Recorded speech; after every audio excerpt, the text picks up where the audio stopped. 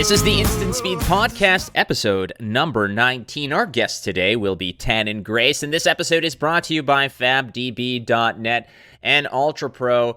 So let's get to it, friends. Well, Pro Tour New Jersey? New Jersey, yes, everyone's favorite state, I'll say, is going down May 13th to the 15th. That is the big one. If you watched our episode last week with James White, you know that he was so hyped about this. All the details will be on fabtcg.com, so go in there. Lots of events, lots of great stuff. Not to mention James White himself will be there, and he promises everybody who shows up is getting a gift. A nice special little token of his appreciation. But how about if you can't wait till that? Well, the Calling in Indianapolis is happening on March 18th through the 20th.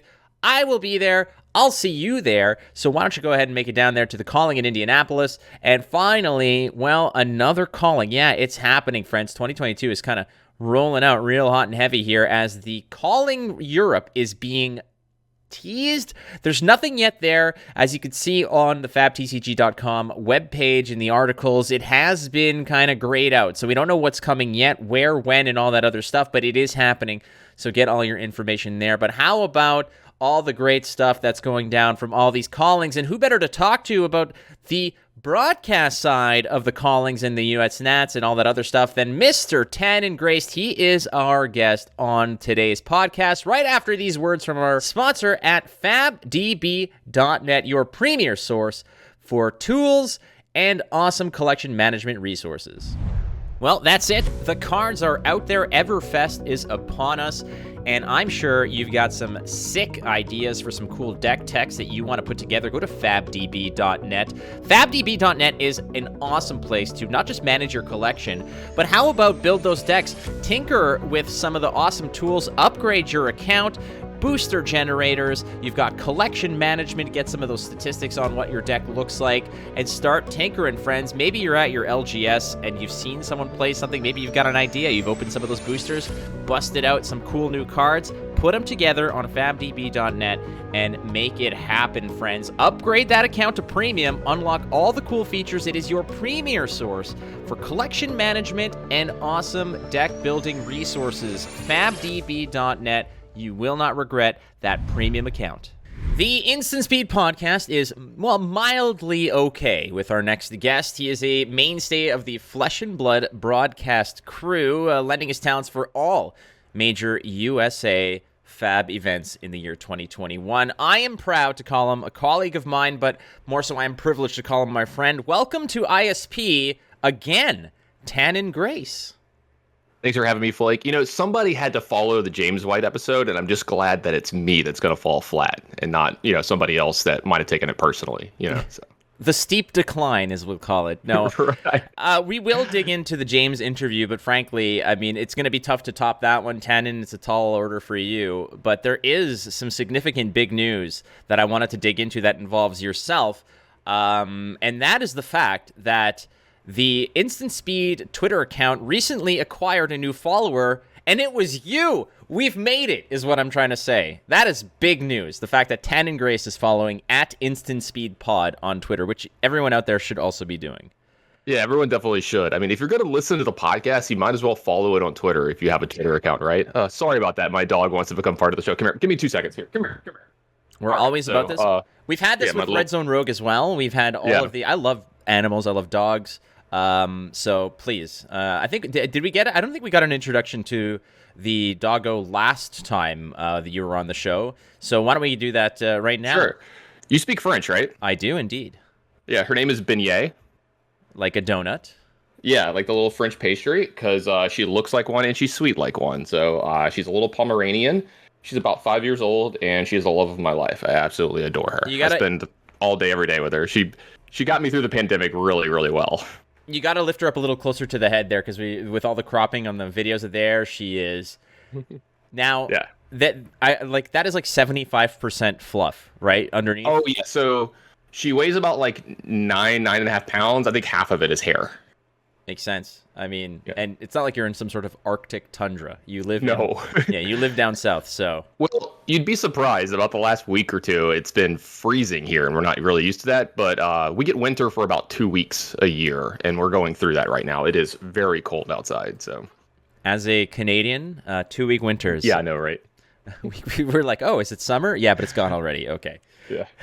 So Everfest, it's underway. Basically, it is at the time that this is basically getting published, at February 9th. We're a half week into it. And the first question, my friend, for you is the fact it's not going to do with what cards are your favorite, because everybody wants to know those hot, sexy pulls that you get out of those boxes. I've seen Twitter aflutter with so many brilliant package, those double cold foil boxes, the cold foils with a majestic and a foil majestic on top, just these bombs. How did your EVR pulls go? So I've opened 3 boxes so far. I have about 6 more coming. I'm not going to open all of them. The best things that I've opened so far, I opened a cold foil Earthlore Bounty, and immediately traded that and some other stuff for a skull cap, because I'm still putting together some of my own constructed decks. So that was a good deal for me with some of the other stuff. I opened a lot of the amulets, cold foil. But the thing that I thought was coolest is I went to my LGS, opened up the boxes along with some of my friends, and I've got one of each color of the full art foil High Strikers, which is the card that I previewed during the preview season. So that's actually kind of like the prize of my collection, because it's kind of cool. And I think I know where you're going with this. Is this about something that I didn't open? Well, so far? Yeah, I was going to kind of sort of lead the breadcrumbs to this pretty mysterious gingerbread house of doom, which is essentially you and I share the coupled joy here of being part of I wouldn't call it a very exclusive club, but for people who are as intimately involved with the game as you and I are, who have invested as much into acquiring product, you and I have not opened a Fabled. Right. So I haven't opened Legendary. Well, that's what I was going to get to. I was alluding to the fact that you're part of an even more exclusive club, because no Fabled, for people who have, I'm about 15 to 16 boxes of, probably even more, closer to 20 boxes actually. You've got me beat by a good bit. But Fabled, not a single hit. But you are in an even more exclusive club of not even opening a single legendary. You had to trade for a skull cap. Can you just explain to me this turmoil in your mind of every time that you open a box? Is it a mental preparation for the disappointment, or are you hyping yourself up for that? Oh, is it? Okay. So. Yes. That's more of what it is. It's like you're more surprised when you do get something. I have a lot of friends that open really well. There's a person named Amber. She's on Twitter, and her and her partner, they have a store that they do as well, and they open just boxes and boxes, right? But I used to always joke with her, because even before then, she would always open a ton of product for stuff, and she might be the luckiest person in at opening packs, at opening stuff like. Just tons of cold foil double-sided cards, multiple fables. If I remember right, she opened a case once that had multiple fables in it, which is like something that can happen, but like probably doesn't happen. She got like the one, where that did happen. So, it's one of those things. It's like almost like the gambler's fallacy at this point. It's like my next box has to have one, right? At this point, that's how math works, right? Pretty much. There was it's similar to the sense of betting against the hot streak in sports, where it's like, well, they're gonna lose, but until they do, they're gonna win, and you're gonna be feeling the pain. I'm the other way right now. It's like they're gonna lose, and they're gonna lose a lot, but every now and then they might luck their way into one win. So I'm thinking about keeping the case that I've got coming sealed. Just I like to keep some product to the side. Like it's kind of like the collector in me, right? But there's part of me that just wants to open it, because like you do have a little bit of a higher chance, right? If you open just one concealed case to get a legendary. But every time I think that way, it just leads me to opening more and more boxes and just more and more disappointment for the legendary thing. I had the wonderful experience of, and I've sat across my friend Martin Ho, here in Toronto. We play a lot together. We practice a lot together. And we went to go pick up our boxes together. And he purchased the case, but unfortunately, due to certain mess ups, the case was, it was 3 loose boxes, and they ended up finding a random 4th one somewhere. So he rolled the dice on not a sealed case. He said, I'll just take the loose boxes. 7 cold foils including the Fabled, which was... That's insane. Yeah. So I commiserate with you in terms of that. But, I mean, I'm nowhere near that level of... I don't want to say failure, because it's not failure. It's rolling the dice, Tannon. Oh, no, for sure. We did have one opened at my LGS during the time, Saturday that, just passed. We had a little skirmish, one of our, events or whatever. We were playing CC, and everybody was opening, boxes. Somebody opened a case, lots of cool stuff was opened, lots of legendaries, lots of cool foils. No Fabled until we got to the end where, some people opened some of the loose prize packs. So the one box that was set aside to be divvied out as prizes had not only some very good normal foils and some really good Majestic, but it had the Fabled in it as well. So, and it went to the person who, if I remember right, it went to the person who actually won the skirmish that week. So I was like, that's kind of cool. You won the skirmish and you got the prize pack that had the Fabled in it. So that was pretty cool. Things kind of worked out that way, which is pretty decent. If you were to open one legendary, though, I mean, I'm not going to say that you're never going to. It's weird because when there's a team that goes on a losing streak and eventually it's not interesting, but then eventually it becomes interesting, but for the wrong reasons, where you're like, wow, this football team is like 0-15. Like, can they go the distance? And you kind of hope that they go for the losing, like the complete. Yeah. Part of me, I know this is sounding terrible, but part of me, every time a box is open and, you and I in the Discord and whatever, everyone's talking about their big pulls and whatever, part of me is kind of just like, yeah, Tannon didn't open another legendary and things are right. Things are right in the world. Sky's blue, water's wet, Tannon no legendary. Yeah, exactly. My friend and I joke about it a lot. My friend Brian and I, we joke about it a lot that I'm going to eventually open a legendary and it's going to be like the worst possible one for me. Not that there's a bad legendary, but it's going to be like something I would never use, Like it's going to be like Doomsday. What is it? Yeah, the silver palms or whatever from this set, because I'm just not a merchant guy. Nothing against merchant. I have a friend that would take it off my hands immediately and give me something cool for it. But but I would open that, or like nothing against Ranger. If Rangers are really cool, lots of cool cards, not my thing. And I would open like New Horizons or something, from one of the other sets or something. So I'm ready for the finally getting the monkey off my back, but being disappointed at the same time. So there's not even like the ideal situation for you isn't even ideal anymore. It's merely excitement into further depression. So it's a fascinating thing. We're clearing this up a lot. If you were to, so what would be the ideal one? Let's say you were going to open one. What would you want it to be? I need a tunic, so probably a tunic right now. Yeah, makes sense. All right. That's boring, I know, but still. Yeah, well, you know what? Like, practicality doesn't have to be exciting. It's just got to be practical. Yeah. So, CC for me, Blitz for me when I play, I love the game Flesh and Blood, right? Like, every time I play it, I feel like I learn something. I find some new nuance or some deep part of the game that I didn't understand yet, because I'm still very new to the game. But the way that I consume the game, the way that I identify with it, mostly is, at the competitive level, right? Because I do the coverage for the callings and stuff. Most of my friends are super competitive players. Like I have some friends that are, more on the casual side too, but the way that I interact with it is almost always competitive. So that means most of my time playing the game, I'm trying to win, right? I'm being competitive. I'm playing the quote unquote best decks, trying the things out like that. So, the cards that I do own for the game that I'm like actively seeking out are stuff like Skullcap, Tunic, Art of War, Enlightened Strike, the cards that are just in most decks. So it's easy for me to build those decks and get a deeper understanding of them. So when I'm in the booth, I can make, a little more informed decisions and statements about what's going on.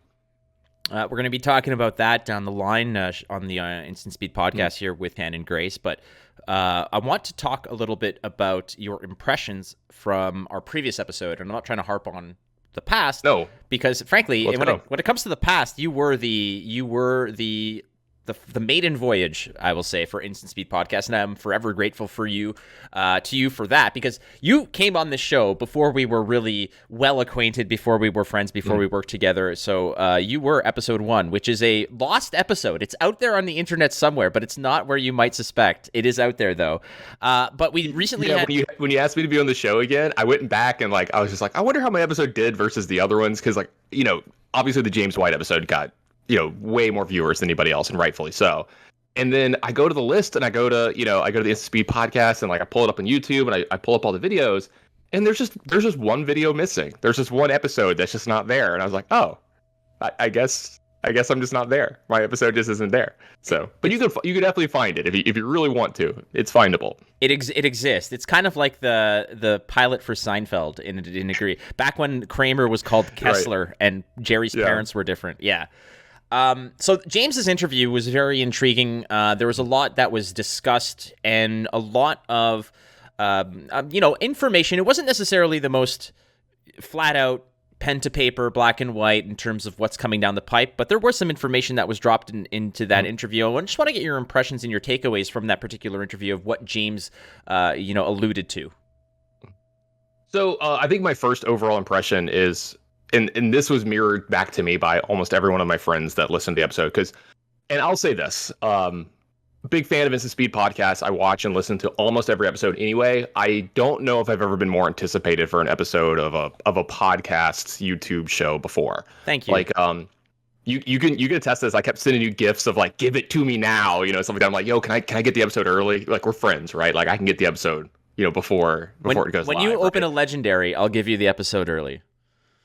I've never seen this episode. Anyway, so. Obviously I was super I had a lot of anticipation. I was super excited. And, sometimes that sets you up for a little bit of a letdown, right? And that couldn't have been farther from the truth. I mean, it was everything I wanted it to be plus more. I've never met the man in person, though I've, corresponded with James White quite a bit. I've never met him in person. And you get a good sense of him from that episode of how much he cares, how much he truly, truly cares, and how much he wants this game to be successful. And if I did have any worries, any qualms, anything that I was, debating about, like the longevity of this game, the being in the right direction, being in the right hands, everything was put to rest in that interview. And everybody that I know that I talked to said pretty much the same thing. They're just like, if you had any kind of worries before, they're all put to rest. Everybody was super excited. Like, like before, your big game, like your big championship game or whatever, you have like the locker room, like the coach talks to you and gives you like the pep speech, and like, it gets your adrenaline going, and you run out the locker room. You're like, let's go, like that kind of thing. I like wanted to go play a calling, like after listening to that interview. I wanted to go play Flesh and Blood, right? Like I went and bought a bunch of boxes. So mission accomplished, James. If you're listening to this, you got me. And I'm sure almost everybody that listened or watched that episode had a similar reaction. I could see it on your face as well while you were doing the interview. Well, for me, it was a lot of the fact that same as you, I've corresponded with James a lot in the past, and after you and I did the U.S. Nationals, he reached out to me and we talked. But when I invited him on the podcast, I wasn't sure in terms of what I was going to get, because I have in the past interviewed people who were who were part of the company that I was, doing content for, and a lot of the answers were, the generic, there was spin on it. There was the non-answer, right? A lot of words, but nothing is essentially said. It's the put the puck in the back of the net, get the puck deep, kind of work hard, play 60 minutes, that kind of answer. You sound like you're describing my job, by the way. Just talk a lot, but don't actually say anything. Just no dead air. Oh, you and I are in the same boat, my friend. We're rowing in the same direction. Yeah. Yeah. But the beautiful part about it was the fact that James not only gave actual answers and information, but he was just an awesome person. And I cannot stress this enough, is the fact that James is accessible, transparent, and just very kind. And he reached out. He's like, do you want to do this earlier? Like, start it early and we can just chat. And then after the interview was concluded, he stayed on the line and discussed with me for 15, 20 minutes. He said, okay, now what are your concerns? How's things with you? How are you enjoying the game? It was all about getting my feedback and my particular concerns, and we'll dive in a little bit about that. But that was my takeaway, and I'm so grateful to James, but I'm also grateful to the community for the reception of that particular interview. And there were people who, had negative feedback about it in terms of they just didn't think that the answers were all that crystal clear, but there's only so much that you can particularly give out. So, what are you picking away from that particular interview that really intrigued you? Well, we joked about this. Brian and I were joking about this. It kind of like was the State of the Union. That's I don't know if you do it in Canada, but our president, multiple times during the presidency will like come out and give a speech about like, hey, here's where we are, here's what's going on, here's what we're trying to do in the future. And that's what it felt like. It felt like, the state of Wraith, I think. And like, You can trademark that statement, by the way, the state of Wraith, and I think y'all should do that about once a year, maybe like halfway through the year, whatever, whenever he wants to come on the show and drop some nuggets, whatever he wants to do, talk about like, hey, this is what worked this year, this is what didn't. The candid nature in which that he answered, I think you hit it right on the head, and that was the biggest thing for me. He came out, he talked about the channel fireball thing, right? And he didn't pull any punches, as you saw, which a lot of people laughed about that. And then when he talked about packaging in the future, like first edition versus unlimited, and he's like, look, it's not working. And like hearing a company that big that like we all care about that much listen to feedback and realize that kind of stuff and just say that out loud, because like usually that doesn't get said out loud, right? Like that kind of stuff gets said behind closed doors and then it's fixed maybe, right? But listening to them say that out loud and that easily, like that just tells you what kind of people they are. I correspond a lot with James and Chris at LSS, and A, they're both absolute sweethearts and couldn't have been nicer to me, right, through this whole thing. But B, they've told me this, and you see it through their actions, that they're players first, right? Like they're gamers first. They're fans of the game, and then comes them being, hey, we work at LSS, like this is our job, kind of thing. And that kind of like top down, ideology for the company, like you just couldn't be more excited for the future. And then like to be more specific about what I was excited about, hearing about all the stuff that's coming this year. We've already got a couple, calling. Well, we've got an idea of what the first calling is going to be. And then the thing that I'm absolutely the most excited for, and I think you are too, and most people, is Pro Tour 1, right? New Jersey, the very first Pro Tour, the biggest step the game is taken towards like pure legitimacy. And it's not like the game isn't legit, but when you compare it to the other icons in the area, right? In the space of TCGs, you think of like the storied histories they have, especially like you think of a game like Magic the Gathering, right? It's been around for over 25 years, and it had its Pro Tour, and it made some giants of the game. I am really looking forward to doing that with this game. Like seeing Tarek and Michael go at it yet again. That kind of thing. Tyler Horspool, some of these other big names. Dante Delfico, Matt Rogers, Brendan Patrick. Like I want to see all these people in a smaller tournament where they're gonna butt heads more often. Absolutely. Because like the first Pro Tour is going to be what, like 200-300 people, maybe a little bit more. I don't know how many qualifiers there are, and exactly how many people are going to make it. But I am super excited to see the highest level of flesh and blood and what these players cook up. For me, and I completely agree with what you're saying, and the fact that there's the Pro Tour coming in May and New Jersey is going to be massive. I think that is a great barometer in terms of the trajectory of the game, of it going on the right path and giving people not necessarily what they want, but giving them a sustainable option for putting in all this effort and investing in their time and their heart in the game, their preparation, etc. I am absolutely on board with having a Pro Tour, and after many events, just lighten the fire and see, after it's all been distilled away, see who's left at the top, and creating these narratives of Tarek versus Michael 2, like it's Tarek versus Michael 2. It's, Isaac Jessen on Lexi, with the three of a kind. Can he do it this time? Like, is it going to come back to, those storylines that develop organically over time are very integral to the presentation of these tournaments and the underlying story arcs that are created by Pro Tours. So I'm very excited about that, and that's something that I know you and I have. We have a different involvement in them. We have a different enjoyment of them. And one thing I wanted to talk about real quick that pulled out of that interview is James, he made the statement of quote unquote Fab 2.0. Right.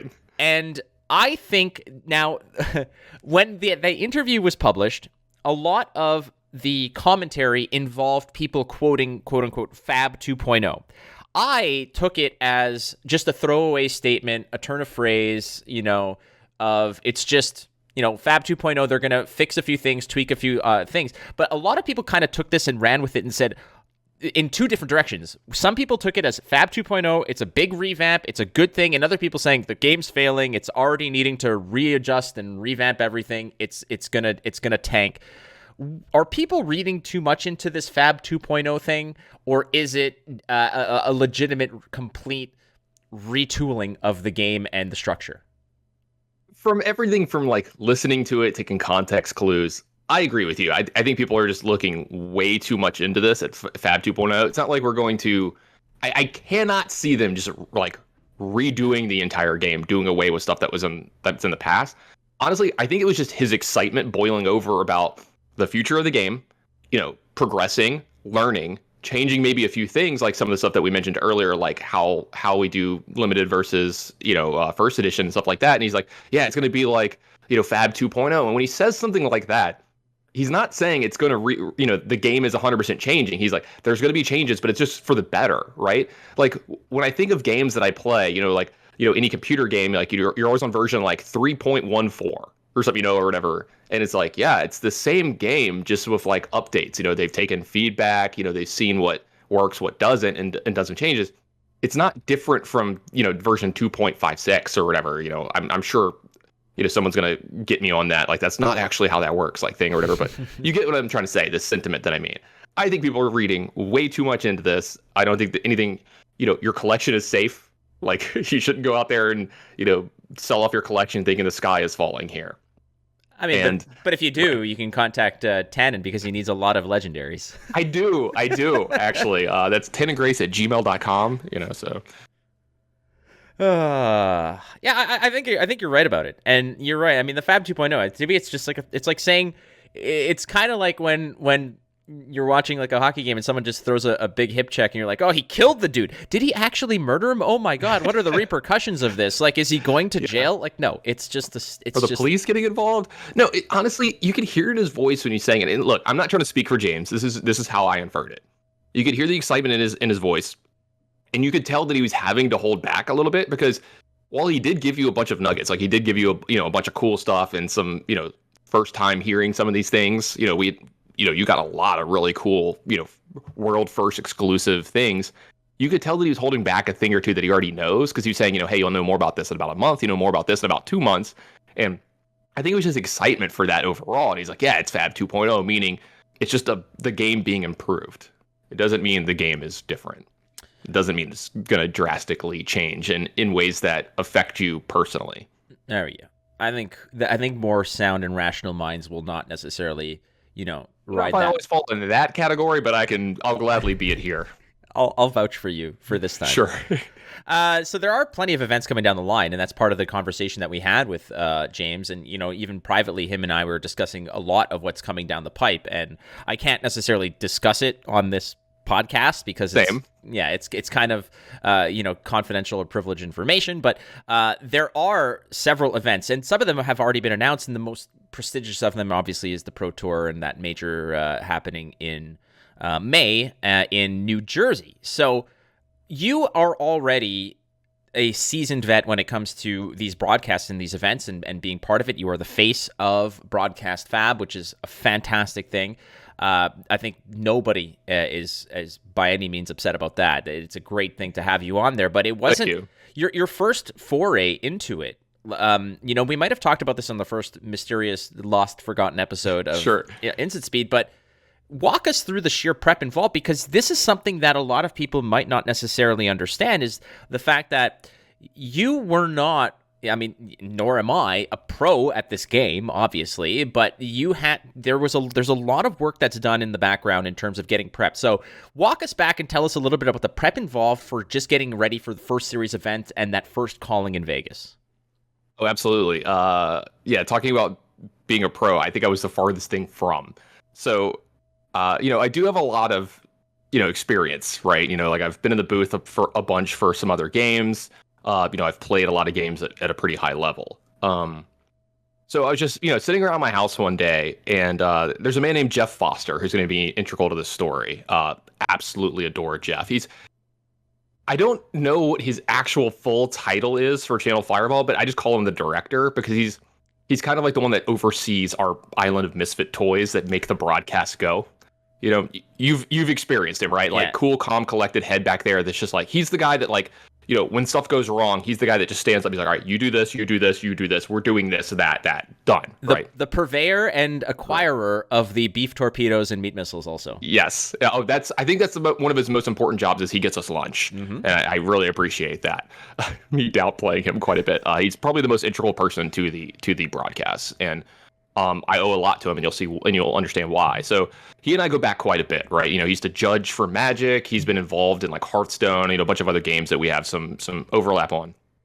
And he had told me, after we had this conversation, that he always had me in his quote unquote back pocket because he'd been waiting to have the right opportunity for me.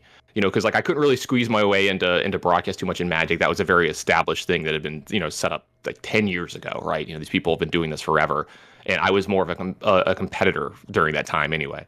So I get this message from him, and he just sends me on a DM somewhere, and he's like, "Hey, have you played Flesh and Blood?" And I was like, "No, I haven't." But I was like, my local best friend that plays cards here, he switched over to the game, absolutely loves it. My other best friend across the country that I play games with, he switched to it, he loves it. I've heard nothing but good things, and there's a local player, Landon, I'm looking at you, just in case he's watching this episode. He'll love getting his name shout out.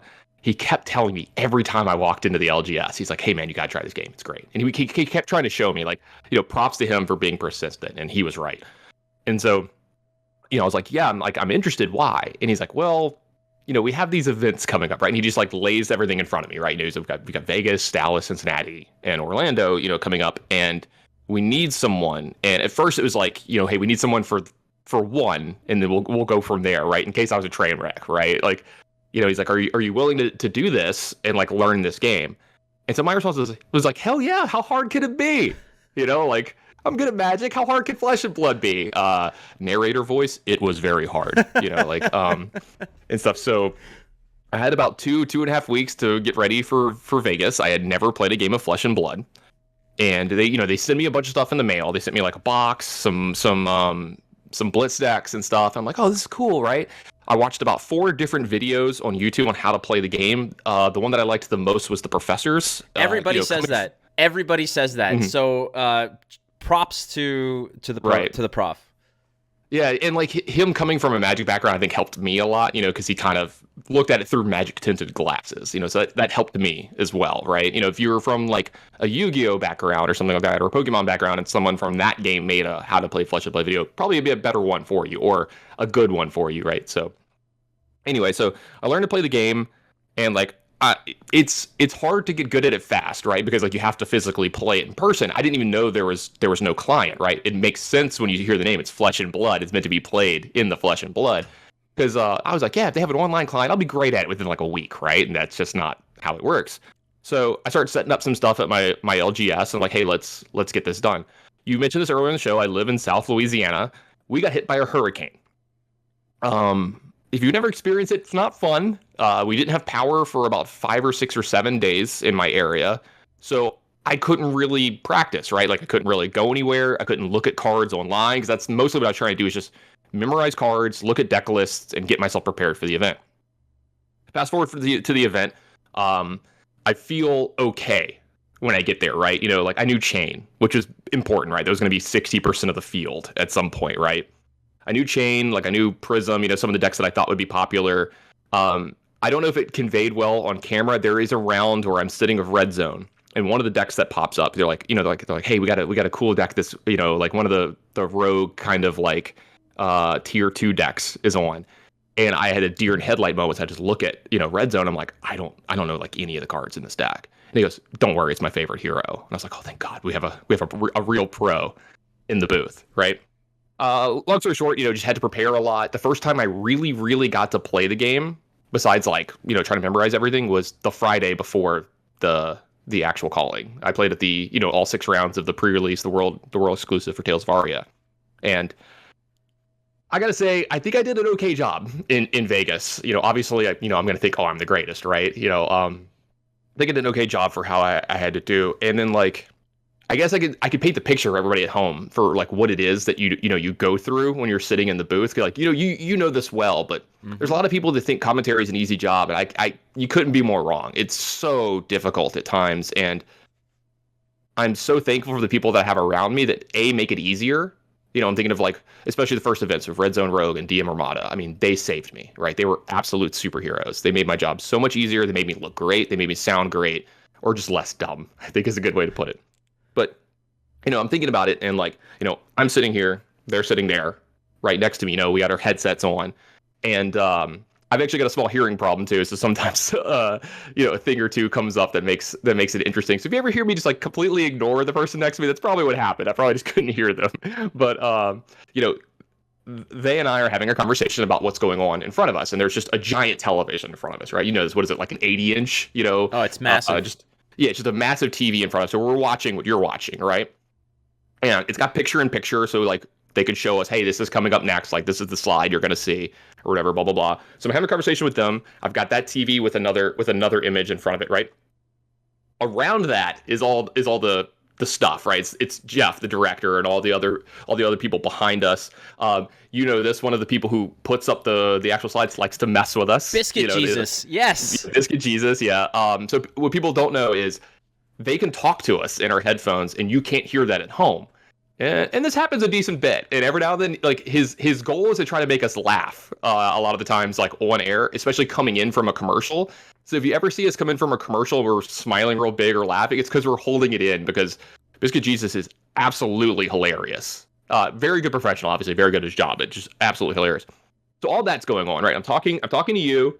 I'm looking and trying to parse information from home. I have someone talking in my ear, right? I've got notes in front of me, and then I know we've not been the best about this on coverage, and we're getting better. We're getting better about pulling cards up on the screen. When we're talking about something like, hey, like this is a plunder run here. This is why this card's really good, or why this card got banned, right? I have an iPad next to me that's set up where I have to physically find the card and pull it up on the screen. So I'm doing all that at the same time while trying to make coherent sentences to the person next to me and to the viewer at home and convey information. It's a lot. It's very overwhelming the first couple times you do it. You get kind of used to it, right? Yeah. I mean, you understand. Well, but the way that what I equate it to is it's like being on the bridge of the Enterprise and like 3 Klingon warbirds just decloak. And that's basically all the sirens are blaring. There's a bunch of different departments talking to you. You have this massive screen in front of you. You've got action happening, and you've got to make sure that you're steering the ship right and communicating to your first officer about, are the torpedoes loaded? What are they? What kind are they? Are they meat torpedoes? Like, yes. And I think the important stuff, I'm gonna show my inner nerd here, is you try to not win, right? It's the I literally just blanked almost Kobayashi Maru. The Kobayashi, yeah, the Kobayashi Maru, the no-win scenario. Yeah, the no-win scenario. I'm more of a Star Wars guy. Hey, so am I. Expand your horizons, buddy. Yeah. I mean, I've liked some of it, but like, let's be real. Star Wars is definitely superior. Anyway, I just angered like half the people watching this, but yeah. So like overall, like, and there's a lot of prep, right? I'm still prepping a ton. Like here's a good example. Like thinking about, I don't even know when or where my next job is. I have some inklings. I'm pretty sure I'm working the Pro Tour. Like I've been emailed by James, and he's like, "Hey, you're my guy. Like you're going to be on the Pro Tour." So I'm assuming that's happening. But before then, I don't have anything else on the docket yet. We don't know what's going on in some other spaces. I can't say anything else about that stuff. But I'm still out there, and I'm like, hey, like I probably should really start learning all these new like Bravo cards, right? Like there's in Oldhim cards, right? Because there's a ton of Guardian support in Everfest, and that's going to be a popular deck. I think Prism's going to be really popular. It won, not Australian, won New Zealand Nats, and like it just looks like it's really good against Guardian. So like people are going to gravitate towards that deck. So I'm learning that deck. And when I say that, it's like I'm doing more than just learning the names of cards and what they do. I'm trying to learn play lines along the matter, just so I can have a better leading question for the person next to me and try to make them look even smarter, Right. I mean, part of our job is also to just sort of, you put the ball on the tee so they can hit a home run, right? Like that's essentially what you're doing for your analyst, your co-pilot to that degree. And this time around, I mean, now you've got 4 major events under your belt. You have Vegas, Cincinnati, Orlando, Cincinnati, Dallas, Vegas. Dallas, that was it, right? So, and then Orlando, the Nats in Orlando. So you got 4 major events under your belt. You've got 8 or 9 days of broadcasting this stuff. And the second time around, this is going to be more events, and some of them are going to be bigger deals. how are you preparing for this set for 2022? Tannon Grace already has the experience. You know the rules now. You're not going in fresh. You're going in with that foundation. How are you building on that? Just trying to have a better understanding overall, right? I think anyone who watched, especially if you watched all of the coverage, right, you could definitely see that I was progressing, right? You could see that I was learning quite a bit. I did kind of have it on easy mode a little bit there with as much limited as there was, because I'm a big limited guy. Like, I love drafting and Magic. Limited is, my first love for these kind of games. So I kind of gravitated towards that naturally. Also, it was less to learn. I could learn one set versus learning 12 decks, that was a hard thing. So just broadening my, like you said, broaden your horizons, like broadening my overall knowledge of the game is helping out a lot, because I still run into cards and I'm like, I didn't know this card existed. I've never seen this card before, kind of thing, because, I didn't open packs back then, 2 or 3 years ago when the game first came out. Welcome to Wraith. I definitely had to read a couple cards when I did the Welcome to Wraith, the Farewell to Wraith drafts and stuff like that. So that's what's going on a lot for prep. Getting up on the Everfest cards, memorizing names, memorizing what they do. That's, it's a chore, but it's a good one that I like. Every time new stuff comes out, I learn better by doing. So, like, I'm trying to physically play with the cards more. So I'm trying to, set up play dates, with my friends, my LGS, be like, hey, can you bring Prism, Viscera, and like Oldhim? And like, I don't care if I'm like a huge, disadvantage. Just, I want to play the game. I want to see the cards in action. My brain works that way. It works better for that. So prepping that way. And then I'd be remiss if I didn't say this, because I know you do this too. I've already started kind of mapping out what I'm going to say, how I'm going to introduce things, the overall tone at which I want to do things for the Pro Tour. Yeah. Just because, go ahead. I was going to say, we're both kind of hoping that someone like Dalen Mack makes it to the camera onto a feature table, so that, because our football references are going to be pretty hot. That's a sport they play here in America, by the way, if you didn't know. We play this game called football. It's not played on ice. Okay. I don't know if you're used to sports that aren't played on ice, but like, we play on grass, and it's generally warmer. We can play it in the cold. I've seen it played in snow, but no ice. So I don't know if you're used to it, if the rules are a little weird to you. Also, we can touch the ball with our hands. Ridiculous. In fact, we're like encouraged to. Yeah, I know, right? There's no sticks. And the fighting. Like, how many penalty minutes for a fight? There's no penalty box. If you fight, you just get thrown out. So it's not encouraged. Okay. Sorry, I gotta make some Canada jokes while I can. It's all good. Yeah.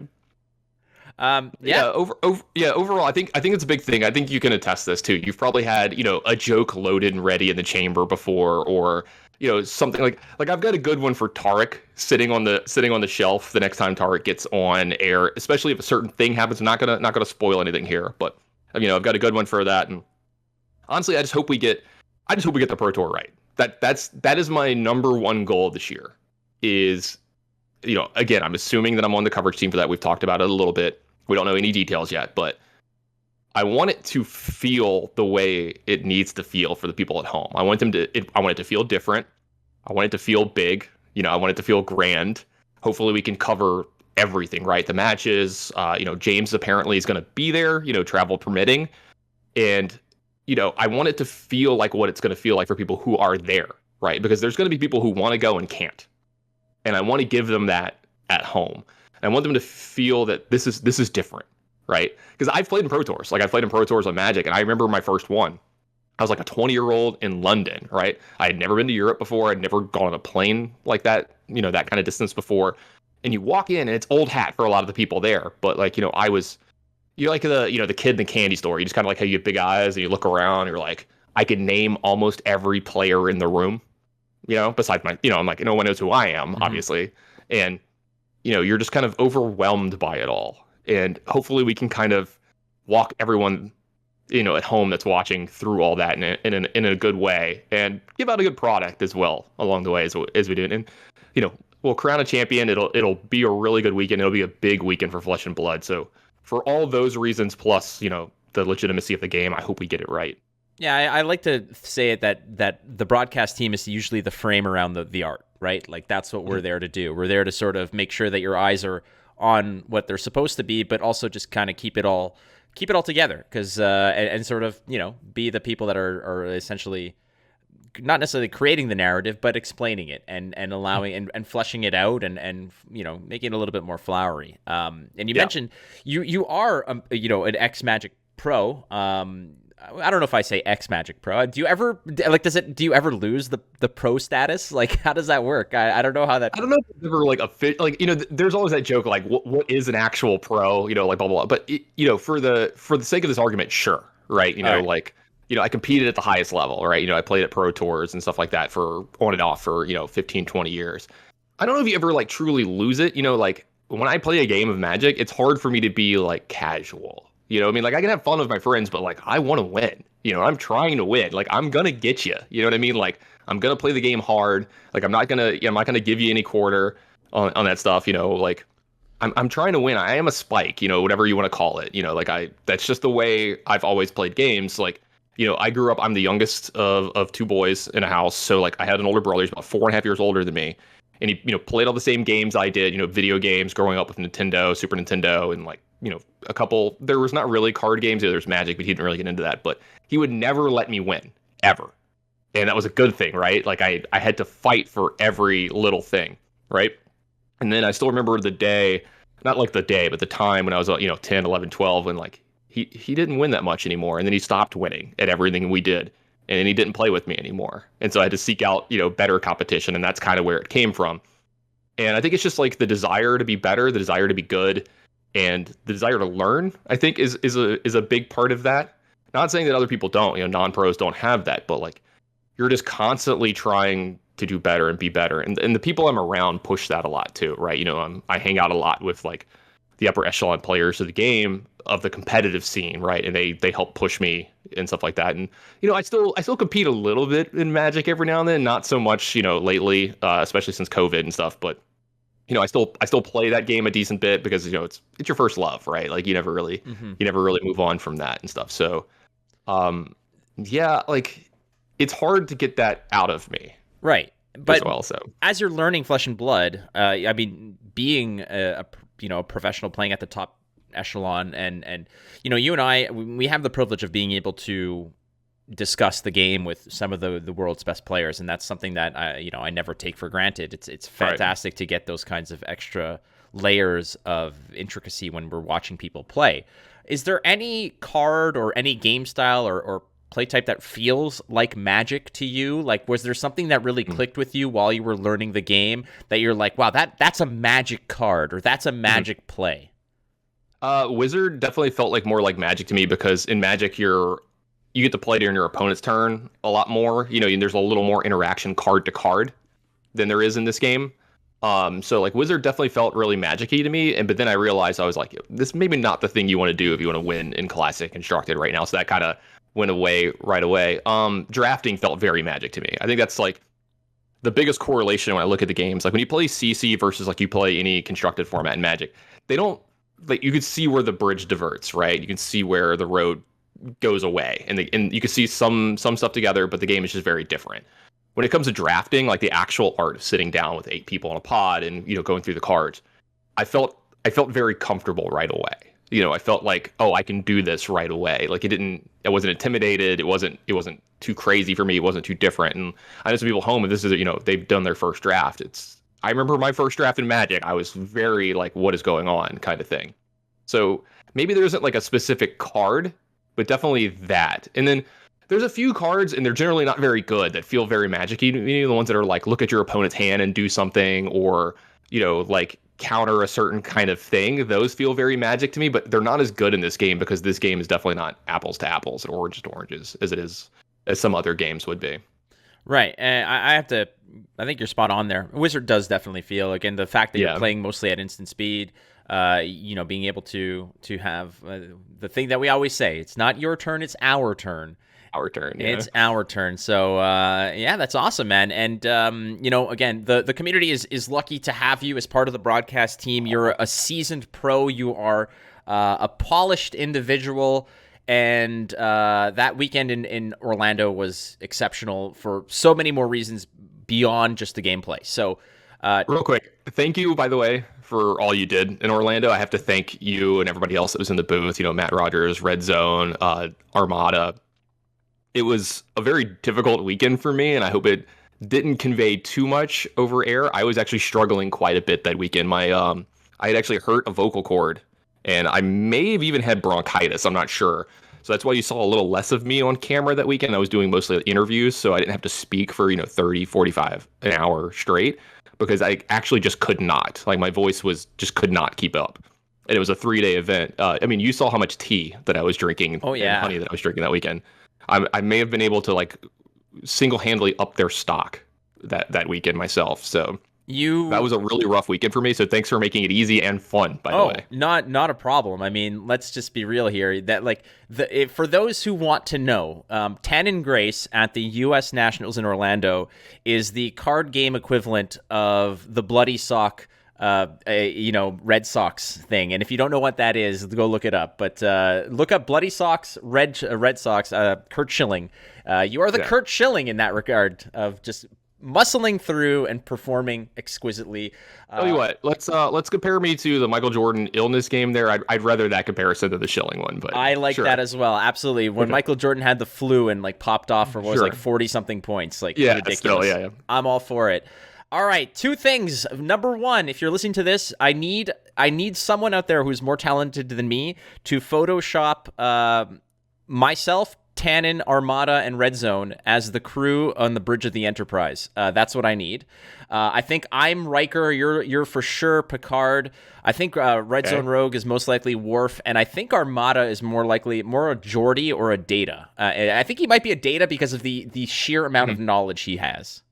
I think I knew 2 of those characters. Obviously, I know who Picard is, but I know who Data is as well. So, all right. Well, when this podcast is over, we're remaining on the call, and I'm giving you a you get a lesson. Yeah, sure. For sure. Other than that, we do have a segment called "Go Again" with Tannon Grace. We got some rapid fire questions. Will you stay for "Go Again," Mr. Tannon Grace? No, I gotta go. No, absolutely, sure. Yeah. How dare you? That's why episode 1 remains lost, is because of there you go. Yeah, because of that resilience. All right, friends, we will be back with Go Again right after this brief product review from Ultra Pro. This week we're featuring the 35-point magnetic cases. You're gonna need some of these because take a look at this board. It's not just the cold foil Briar. You got some pretty lofty equipment here. Grasp of the Arknight. This is the Snapdragon Scalers. Love them, but let's just take a look at this. These bad boys are not going to rattle around in this case. You're going to want them. Let's just, let's up the ante here. Let's grab Grasp of the Arknight here and show you just how easy it is. These are the magnetic cases from Ultra Pro. Off the top, the hinges come out, and here we go. And not only does it fit the card, but also with that protective, perfect fit sleeve. As we see here, the Grasp of the Arknight is wearing one of those perfect fits, which fits incredibly snugly in this magnetic case. So you drop in the hinges, you snap it in, perfect. But how secure is the card? Well, let's shake it around. How about that? Not coming out this way? How about a little bit of a truffle shuffle this way? Little violence on this card. No, she is well intact and protected. The magnetic cases from Ultra Pro, grab them, they're awesome. It is time to go wide on the Tannon Grace as we go again on a series of rapid fire questions. We got some from the community again, which I always encourage. So thank you so much for submitting. Mr. Tannon Grace, are you ready to go again? Let's do it. All right. With my first action in this particular season of Instant Speed, this is my favorite opener. What is Tannon Grace's hidden talent? I absolutely dread this question because I don't have like a typical hidden talent. I'm not like, oh, I'm really good at the piano or I'm an opera singer or something like that. By the way, you don't ever want to hear me sing.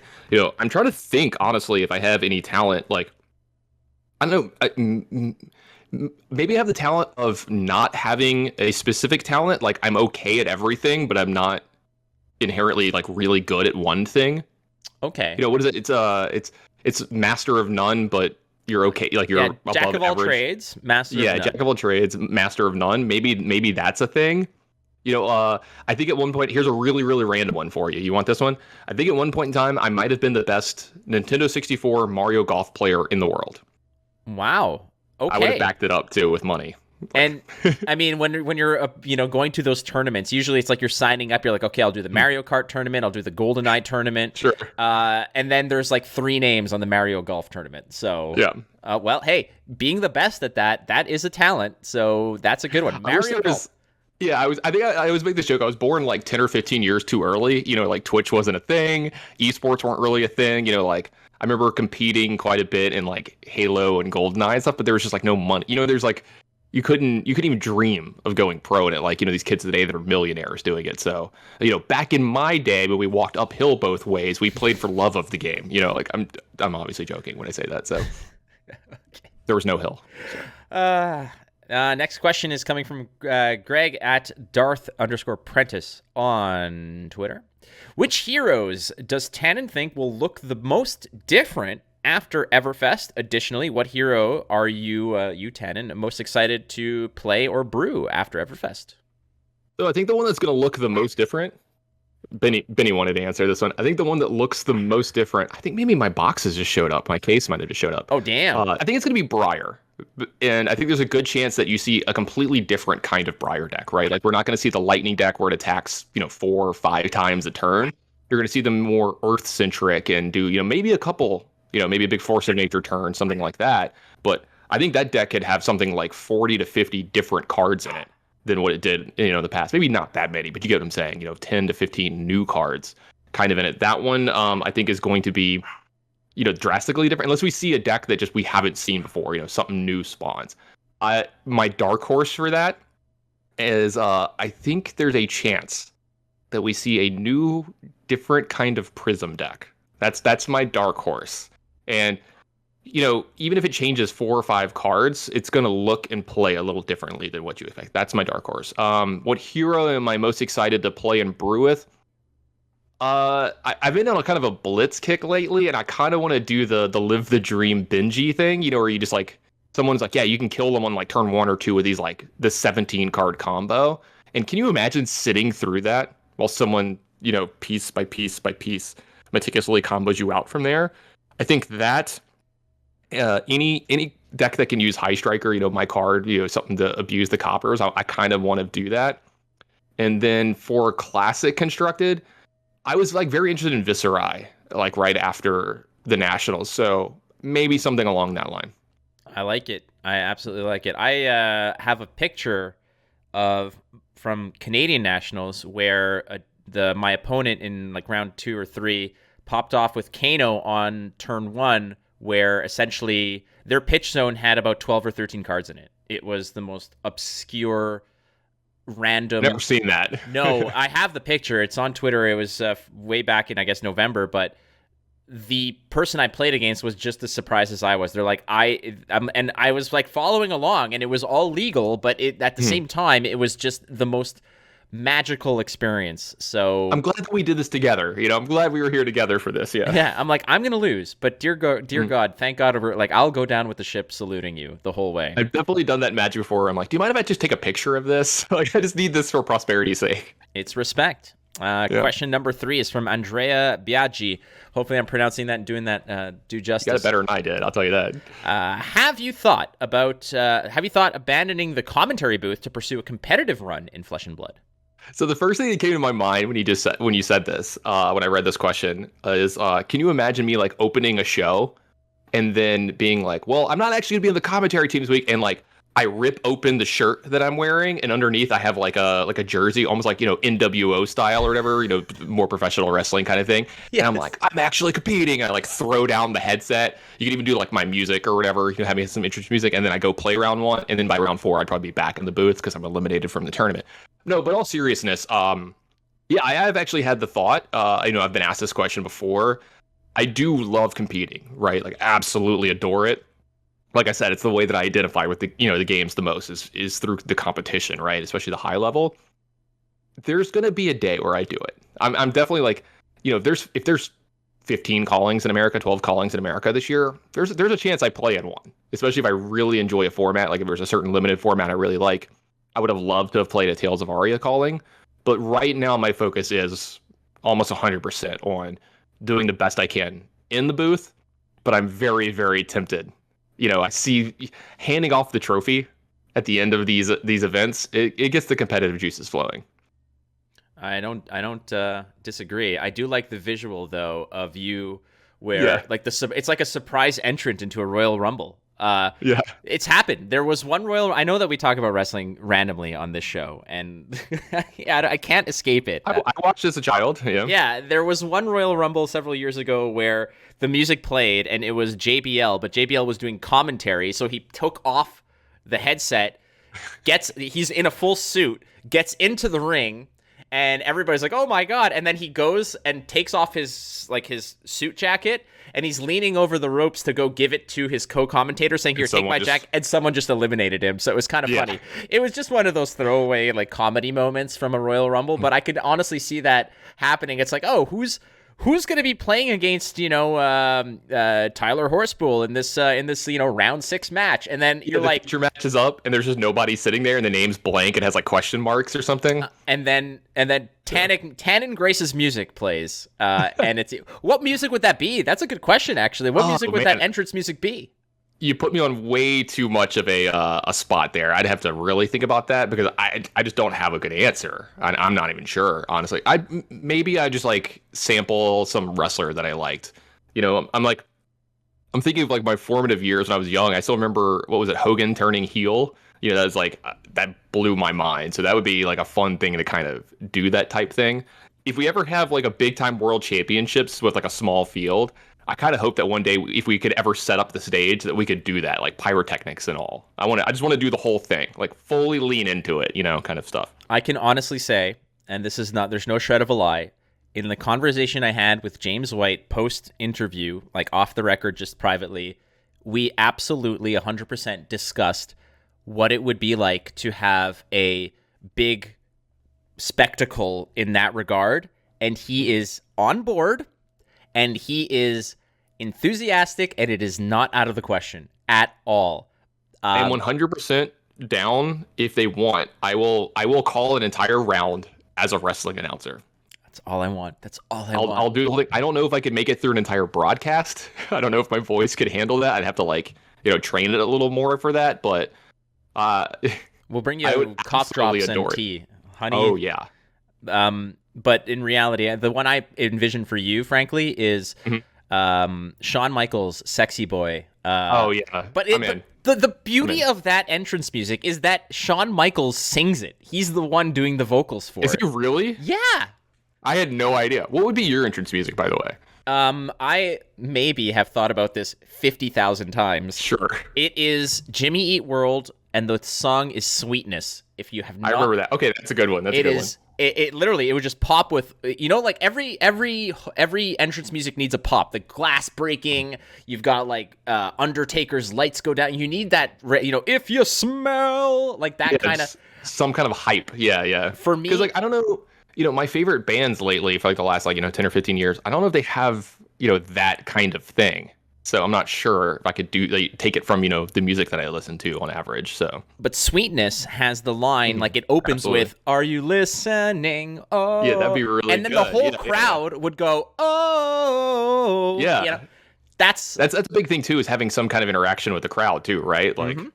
No, I like it. Or the glass breaking for Stone Cold or whatever, oh man, I'm getting chills thinking about this. Even though I didn't really watch during the Attitude Era, and I really, really regret missing the height of those guys on The Rock and stuff. So it's basically soap operas. Yeah, I'm gonna go back and watch all of it sometime. I go down the YouTube rabbit hole sometimes, and I really regret missing it.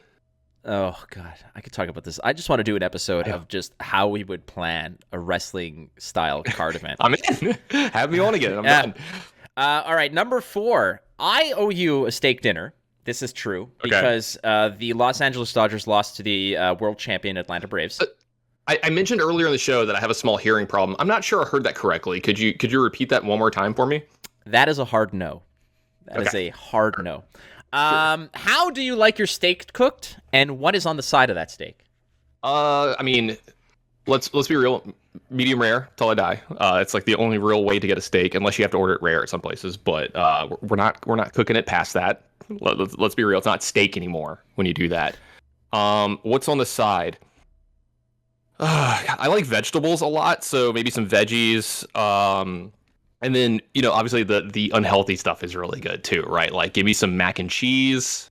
I like asparagus a lot. And then I'm going to go a good red wine. I like red wine with red meat. So good red wine, definitely something that I let either Tarek or if you have him, you need Rob Seigel actually with you at all times if you're going to eat a steak. The man knows his way around a menu when it comes to that stuff. I think he's actually a sommelier if I remember correctly. So, Really? And then the most important thing on the side that I absolutely have to have when I'm having a good dinner is really good friends. Awesome. All right, so I'll drop you off, then drive away. Sure. I'll give you the gift card and say, here you go, buddy. Sure. I'll bring you the doggy bag.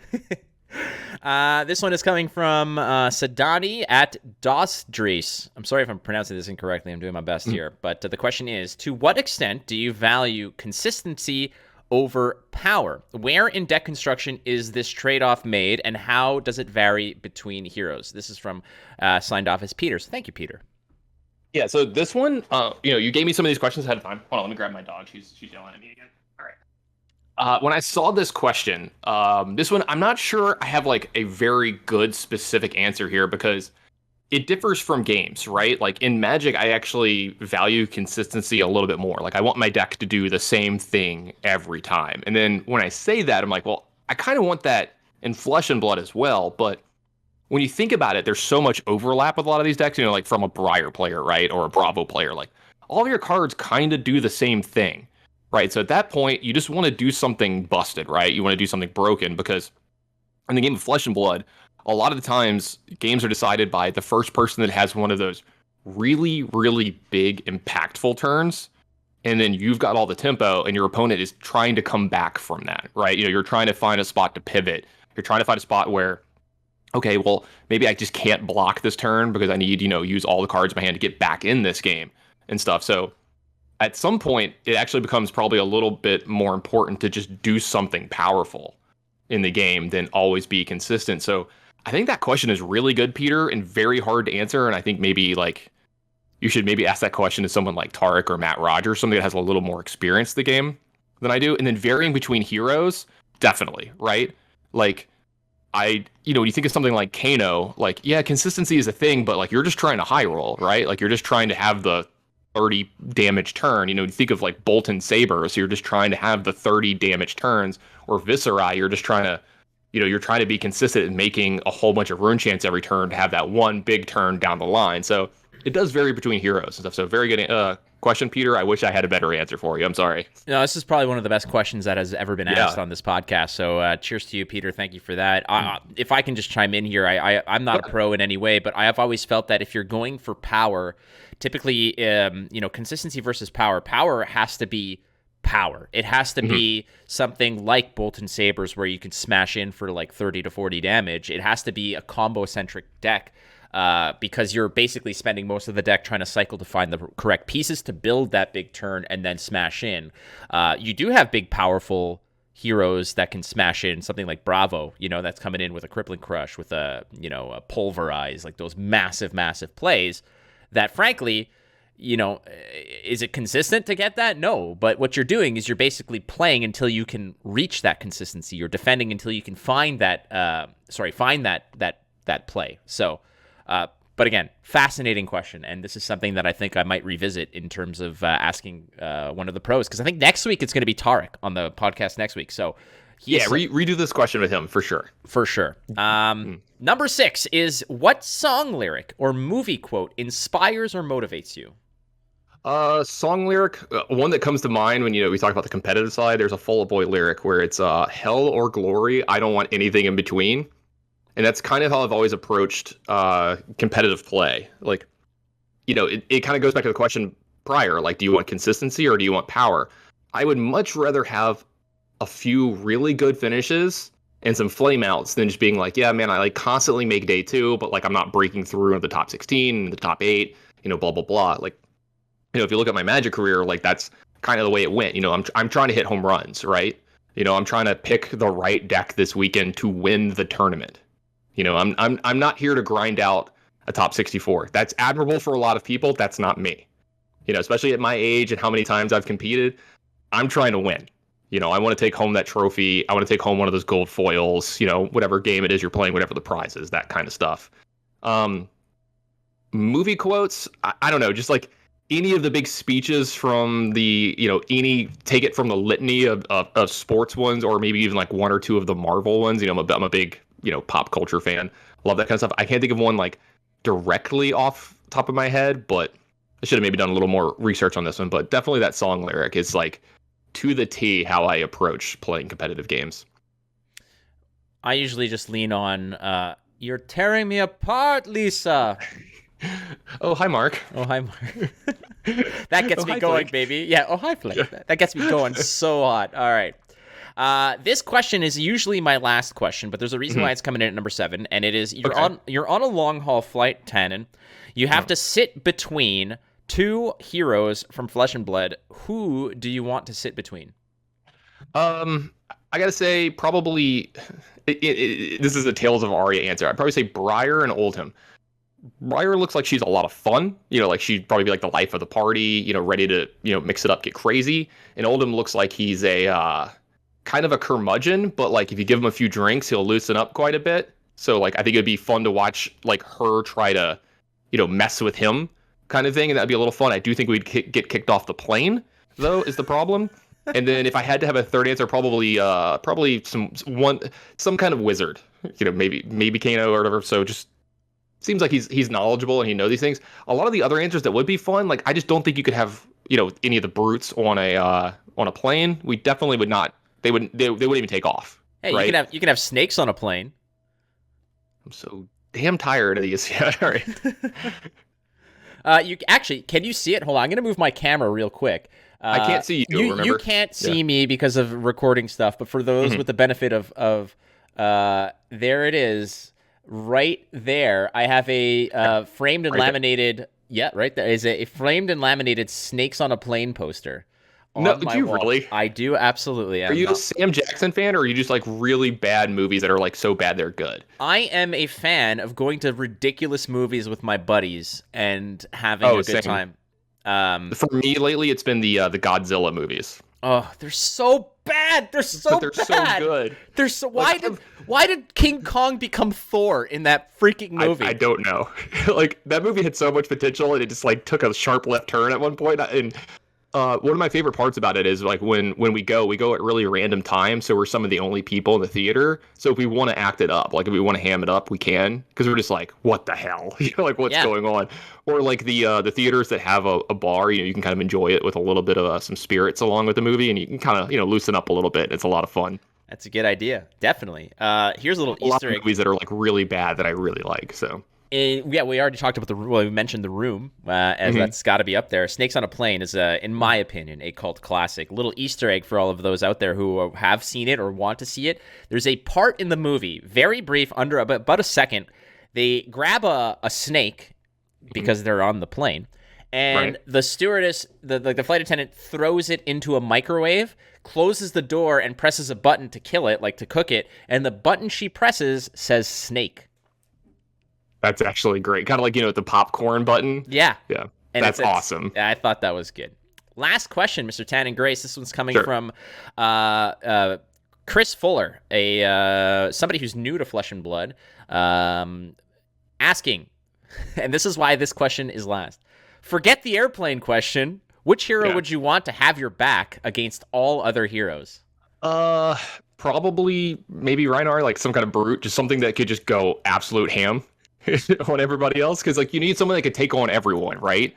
So maybe one of the big hulking heroes, that, or like Oldhim, be able to like kind of tank up, and I can stay behind him and be like, maybe we can survive this kind of thing.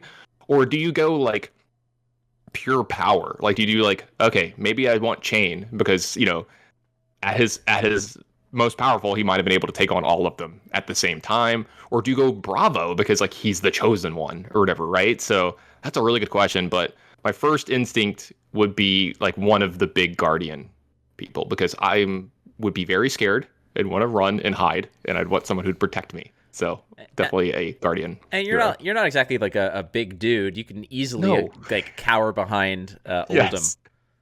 Like they won't even know you're there. You could legitimately be Oldham's offhand weapon. He could pick you up. He just swing me around like a bullwhip. Just beat someone down with Tannon. Yeah, that'd be really bad for me. Not so bad for everybody else. Yeah. Oh God, this has been behind the shield and cower. Such an excellent episode. Again, the first voyage, the maiden voyage of ISP was with Tannon Grace. That kind of just launched me into this entire world of broadcasting Flesh and Blood, and I do thank you infinitely, Tannon.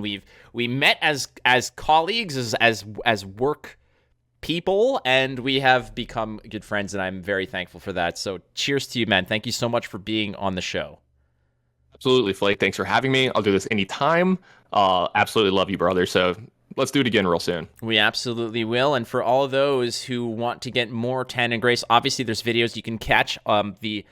The brilliance that is Tannon Grace broadcasting of Flesh and Blood at previous events. Go check out any of the callings that have occurred in the U.S., the nationals, but there are more to come, so you'll see those. But for those who want to just get in touch with you, how can they do that? If you need to email me or something like for business stuff, it's tannongrace@gmail.com. All of that is on my Twitter. That is the best space to interact with me. I am one of those, everyone has something they check on their phone a little too often. The thing that you're probably better off getting rid of if you actually could. But I'm a big Twitter guy, and that's just at the Tannon Grace on Twitter. Very easy to find me on there. I'm pretty active. Beautiful. And I'm going to do one more call out to the community. If you guys can Photoshop Tannon as an offhand guardian weapon, I will be forever thankful to you guys. Friends, thank you so much for watching and listening to the Instant Speed Podcast, brought to you by fabdb.net and Ultra Pro. You have all been exquisite, and don't forget, you're not losing if you're learning. So keep playing the game, friends. You might win. Follow us wherever you follow us. Give us those positive reviews. It always makes sense. Adios. Goodbye. See you next week on the Instant Speed Podcast. Well,